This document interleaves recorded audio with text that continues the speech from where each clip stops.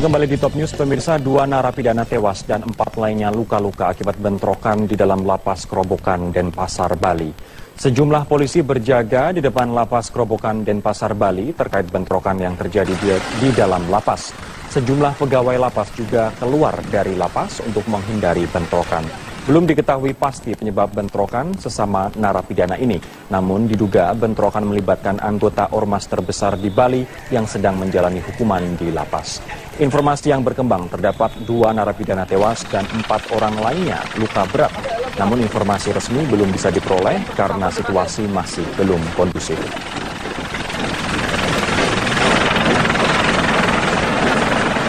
Pemirsa, video amatir terjadinya pelanggaran pilkada di Kabupaten Yahukimo, Papua tersebar di kalangan wartawan di Papua. 29.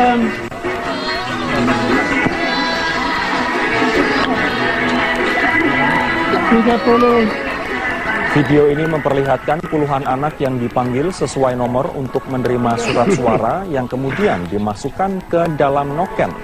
Ironisnya, pelanggaran pilkada tersebut disaksikan para penyelenggara pilkada. Dalam video ini terdengar orang yang merekam kejadian tersebut menyebutkan lokasi kejadian di TPS 1 yang terletak di Kampung Nisa, Distrik Ubalihi, Yahukimo. Anggota Bawaslu Papua Peggy Watimena mengaku pihaknya menanggapi serius beredarnya video amatir tersebut.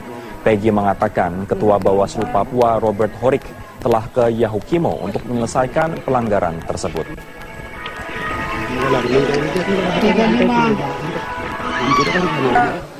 Kalau di Yahukimo sementara Pak Nugra sedang ke sana, Komisioner Bawaslu, dan untuk laporan tersebut saya belum mendengar juga. Tapi kami sudah standby di sana untuk menerima laporan. Mudah-mudahan itu sudah dilaporkan. Kalau memang mengandung unsur pelanggaran pasti ditindaklanjuti. Pemirsa, dari 5 pimpinan KPK yang baru saja terpilih, seluruhnya adalah figur baru di Komisi Pemberantasan Korupsi. 2 nama pimpinan KPK, yakni Johan Budi dan Bushro Mukodas, yang sebelumnya juga lolos uji kelayakan, gagal menjadi pimpinan KPK yang baru.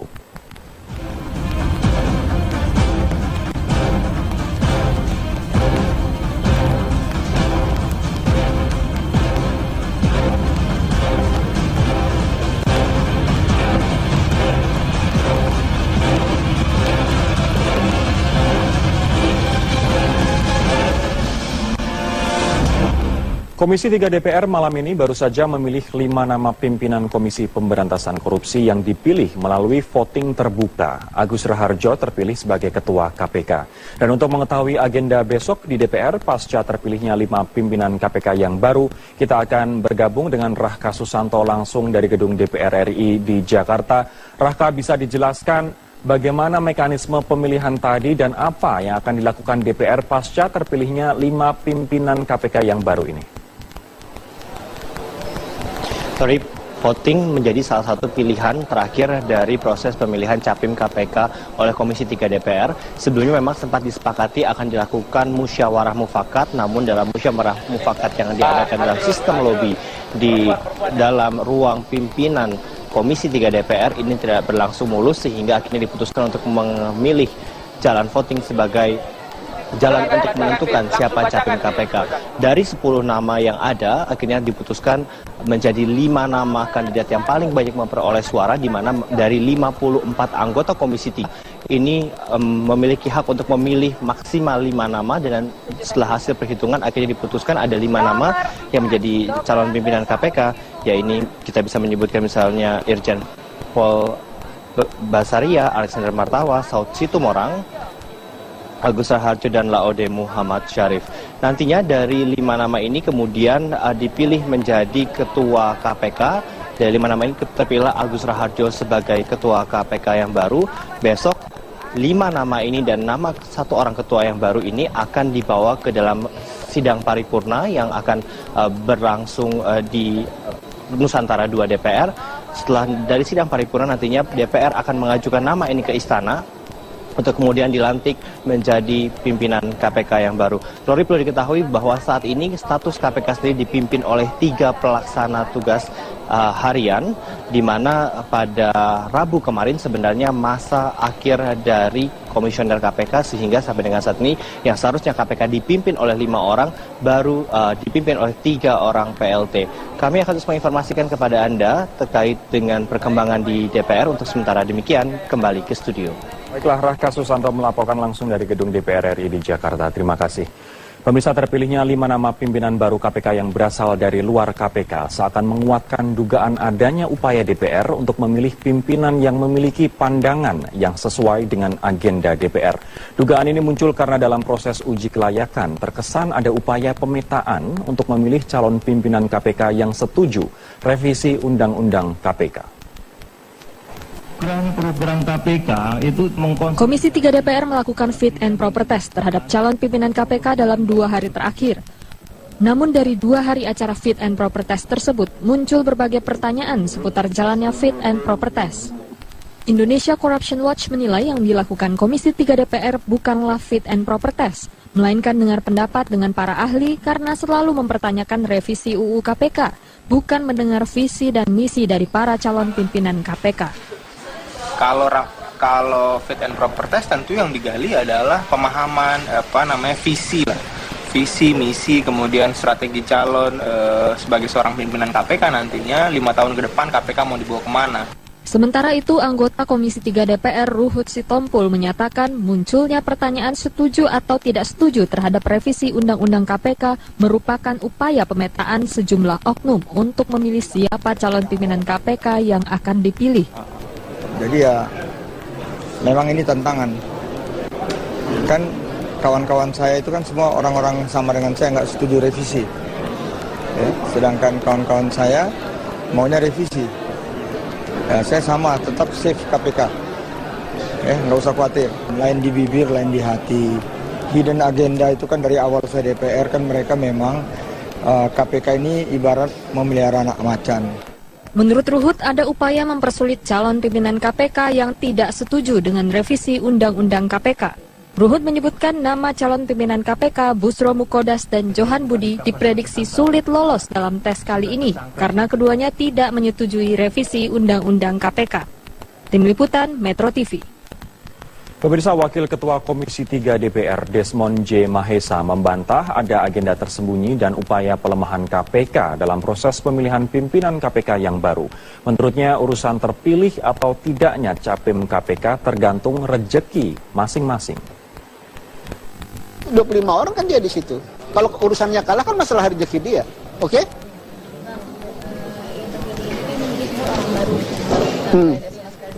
Itulah alasan saya tadi pagi. Sebenarnya paling enak itu adalah menjembatani, itu adalah Johan Budi. Menjembatani antara orang baru dan orang lama. Ya tapi nasib Pak Johan Budi tidak terpilih. Ya tapi kan, siapa?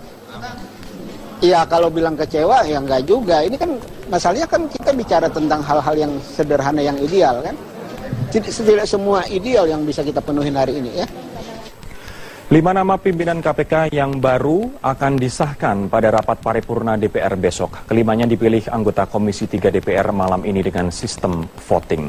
5 nama pimpinan KPK yang baru adalah Irjen Basaria Panjaitan, Agus Raharjo, Alexander Marwata, Laude Muhammad Syarif, dan Saud Situmorang. Irjen Basaria Panjaitan merupakan satu-satunya perempuan dan mewakili unsur polisi. Karir Basaria banyak dihabiskan pada bidang reserse Polri.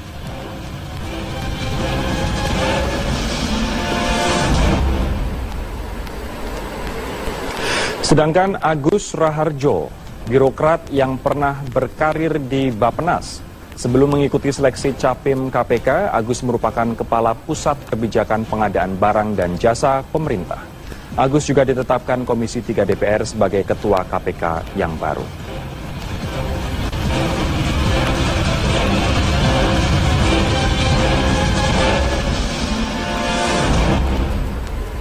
Alexander Marwata yang juga terpilih sebagai pimpinan KPK pernah menjadi hakim ad hoc Tipikor dan birokrat pada Ditjen HAM Kementerian Hukum dan HAM.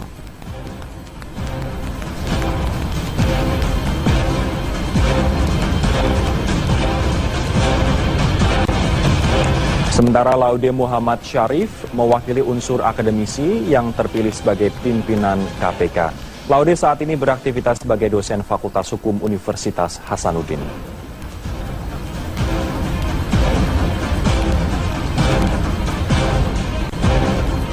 Nama lainnya adalah Saud Situmorang yang pernah berkarir di Badan Intelijen Negara BIN. Posisi terakhir Saud di BIN adalah staf ahli kepala BIN.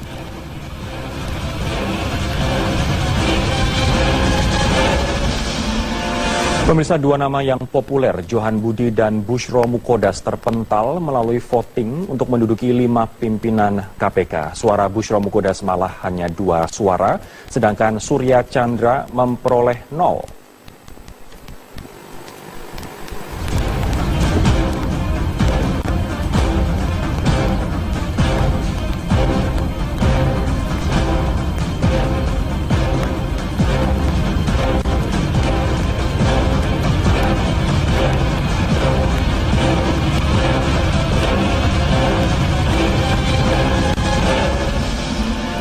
Agus Raharjo menyatakan sikap untuk fokus pada aspek pencegahan dalam memberantas korupsi saat menjalani uji kelayakan dan kepatutan di hadapan anggota Komisi 3 DPR.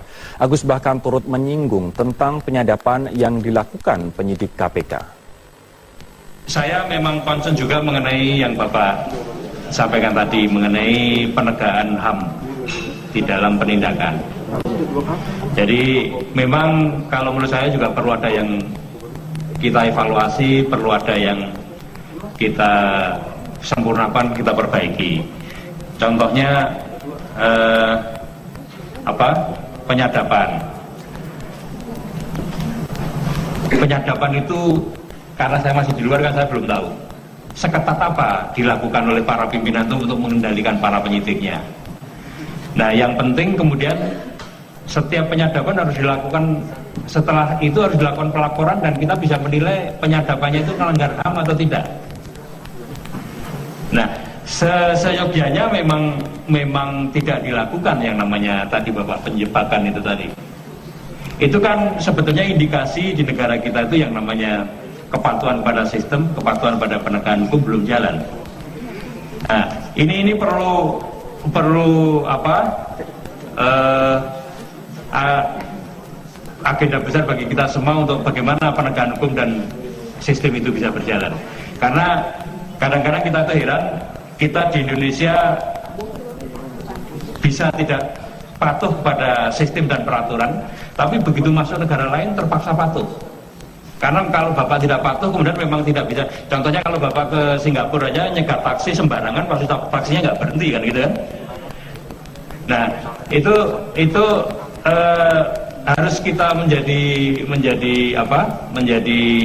agenda kita. Bagaimana sih secara bersama-sama kita bisa mematuhi tadi? Karena ya itu tadi polisi nyegat di tikungan itu karena tahu banyak orang yang akan melanggar gitu loh. Ini gimana supaya masyarakat kita tidak melakukan pelanggaran seperti itu. Nah, kan dipilih. Jadi ya memang ini tantangan. Kan kawan-kawan saya itu kan semua orang-orang sama dengan saya, nggak setuju revisi. Ya, sedangkan kawan-kawan saya maunya revisi. Ya, saya sama, tetap save KPK. Nggak usah khawatir. Lain di bibir, lain di hati. Hidden agenda itu kan dari awal saya DPR kan mereka memang KPK ini ibarat memelihara anak macan. Menurut Ruhut, ada upaya mempersulit calon pimpinan KPK yang tidak setuju dengan revisi Undang-Undang KPK. Ruhut menyebutkan nama calon pimpinan KPK Bushro Mukodas dan Johan Budi diprediksi sulit lolos dalam tes kali ini karena keduanya tidak menyetujui revisi Undang-Undang KPK. Tim Liputan Metro TV. Pemirsa, Wakil Ketua Komisi 3 DPR Desmond J. Mahesa membantah ada agenda tersembunyi dan upaya pelemahan KPK dalam proses pemilihan pimpinan KPK yang baru. Menurutnya urusan terpilih atau tidaknya capim KPK tergantung rejeki masing-masing. 25 orang kan dia di situ. Kalau urusannya kalah kan masalah rezeki dia. Oke?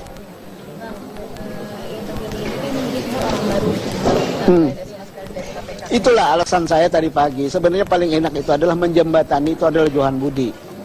Menjembatani antara orang baru dan orang lama. Ya tapi nasib Pak Johan Budi tidak terpilih.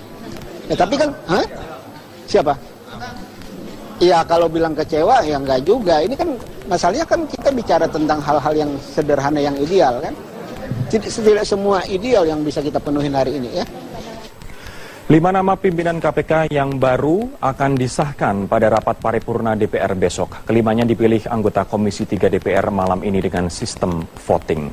5 nama pimpinan KPK yang baru adalah Irjen Basaria Panjaitan, Agus Raharjo, Alexander Marwata, Laude Muhammad Syarif, dan Saud Situmorang.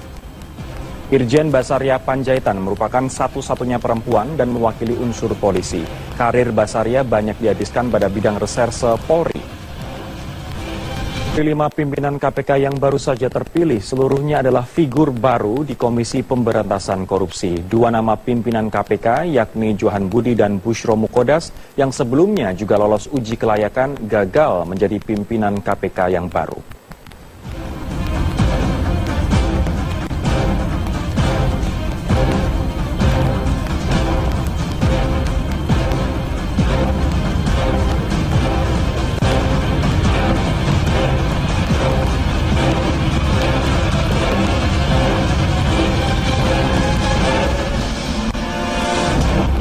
Komisi 3 DPR malam ini baru saja memilih 5 nama pimpinan Komisi Pemberantasan Korupsi yang dipilih melalui voting terbuka. Agus Raharjo terpilih sebagai Ketua KPK.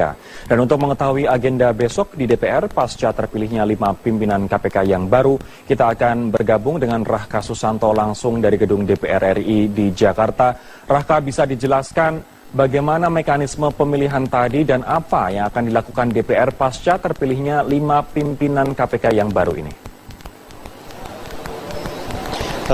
Voting menjadi salah satu pilihan terakhir dari proses pemilihan capim KPK oleh Komisi 3 DPR. Sebelumnya memang sempat disepakati akan dilakukan musyawarah mufakat, namun dalam musyawarah mufakat yang diadakan dalam sistem lobby di dalam ruang pimpinan Komisi 3 DPR ini tidak berlangsung mulus, sehingga akhirnya diputuskan untuk memilih jalan voting sebagai jalan untuk menentukan siapa capim KPK. Dari 10 nama yang ada, akhirnya diputuskan menjadi 5 nama kandidat yang paling banyak memperoleh suara, di mana dari 54 anggota Komisi 3 ini memiliki hak untuk memilih maksimal 5 nama, dan setelah hasil perhitungan akhirnya diputuskan ada 5 nama yang menjadi calon pimpinan KPK, ya ini kita bisa menyebutkan misalnya Irjen Pol Basaria, Alexander Marwata, Saud Situmorang, Agus Raharjo, dan Laude Muhammad Syarif. Nantinya dari 5 nama ini kemudian dipilih menjadi Ketua KPK. Dari 5 nama ini terpilih Agus Raharjo.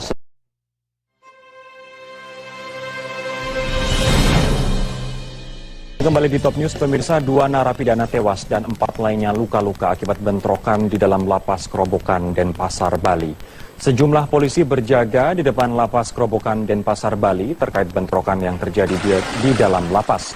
Sejumlah pegawai lapas juga keluar dari lapas untuk menghindari bentrokan.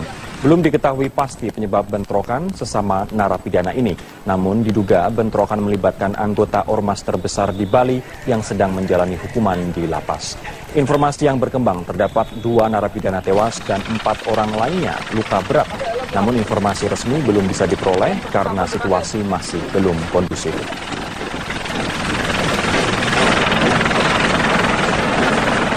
Pemirsa, video amatir terjadinya pelanggaran pilkada di Kabupaten Yahukimo, Papua tersebar di kalangan wartawan di Papua. 29.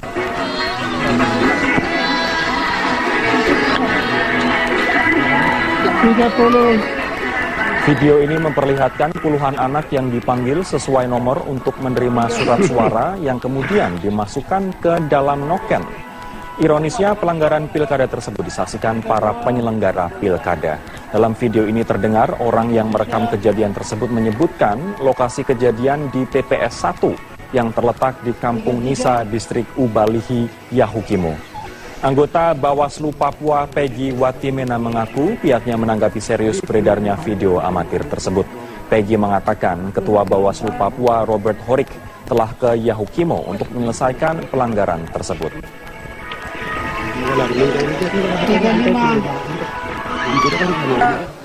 Kalau di Yahukimo sementara Pak Nugra sedang ke sana, Komisioner Bawaslu, dan Untuk laporan tersebut saya belum mendengar juga, tapi kami sudah standby di sana untuk menerima laporan. Mudah-mudahan itu sudah dilaporkan. Kalau memang mengandung unsur pelanggaran pasti ditindaklanjuti. Pemirsa dari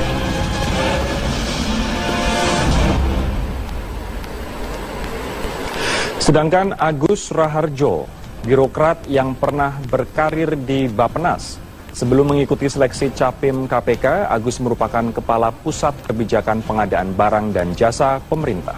Agus juga ditetapkan Komisi 3 DPR sebagai Ketua KPK yang baru.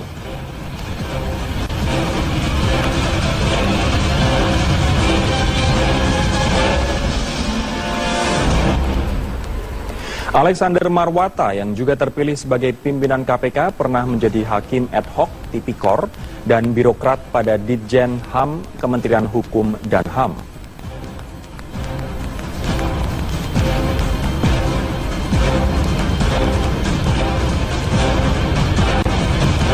Sementara Laude Muhammad Syarif mewakili unsur akademisi yang terpilih sebagai pimpinan KPK. Laude saat ini beraktivitas sebagai dosen Fakultas Hukum Universitas Hasanuddin.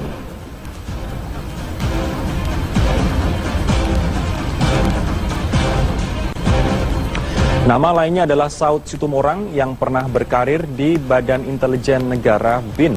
Posisi terakhir Saud di BIN adalah staf ahli kepala BIN.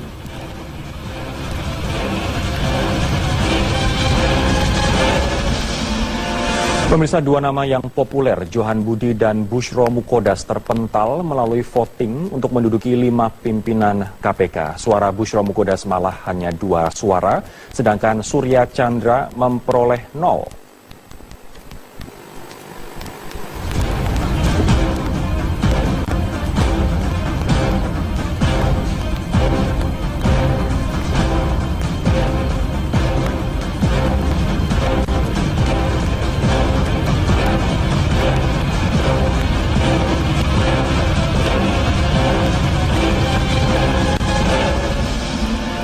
Agus Raharjo menyatakan sikap untuk fokus pada aspek pencegahan dalam memberantas korupsi saat menjalankan sebagai ketua KPK yang baru. Besok 5 nama ini dan nama 1 orang ketua yang baru ini akan dibawa ke dalam sidang paripurna yang akan berlangsung di Nusantara 2 DPR. Setelah dari sidang paripurna nantinya DPR akan mengajukan nama ini ke istana untuk kemudian dilantik menjadi pimpinan KPK yang baru. Lori, perlu diketahui bahwa saat ini status KPK sendiri dipimpin oleh 3 pelaksana tugas harian, di mana pada Rabu kemarin sebenarnya masa akhir dari komisioner KPK, sehingga sampai dengan saat ini yang seharusnya KPK dipimpin oleh 5 orang baru dipimpin oleh 3 orang PLT. Kami akan terus menginformasikan kepada Anda terkait dengan perkembangan di DPR. Untuk sementara demikian, kembali ke studio. Baiklah, Raka Susanto melaporkan langsung dari gedung DPR RI di Jakarta. Terima kasih. Pemirsa, terpilihnya 5 nama pimpinan baru KPK yang berasal dari luar KPK seakan menguatkan dugaan adanya upaya DPR untuk memilih pimpinan yang memiliki pandangan yang sesuai dengan agenda DPR. Dugaan ini muncul karena dalam proses uji kelayakan terkesan ada upaya pemetaan untuk memilih calon pimpinan KPK yang setuju revisi Undang-Undang KPK. Program KPK itu Komisi 3 DPR melakukan fit and proper test terhadap calon pimpinan KPK dalam 2 hari terakhir. Namun dari 2 hari acara fit and proper test tersebut muncul berbagai pertanyaan seputar jalannya fit and proper test. Indonesia Corruption Watch menilai yang dilakukan Komisi 3 DPR bukanlah fit and proper test, melainkan dengar pendapat dengan para ahli karena selalu mempertanyakan revisi UU KPK, bukan mendengar visi dan misi dari para calon pimpinan KPK. Kalau fit and proper test tentu yang digali adalah pemahaman visi lah. Visi, misi, kemudian strategi calon sebagai seorang pimpinan KPK nantinya 5 tahun ke depan KPK mau dibawa kemana. Sementara itu, anggota Komisi 3 DPR Ruhut Sitompul menyatakan munculnya pertanyaan setuju atau tidak setuju terhadap revisi Undang-Undang KPK merupakan upaya pemetaan sejumlah oknum untuk memilih siapa calon pimpinan KPK yang akan